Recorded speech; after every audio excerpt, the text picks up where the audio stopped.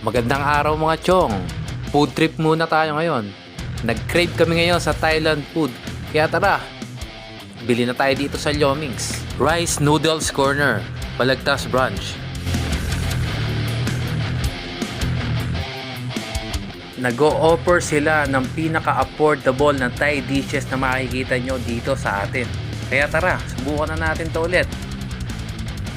Napaka-cozy ng lugar nila. Kahit simple lang, alam mo mag-e-enjoy ka dahil malinis at maaliwalas ang pwesto nila.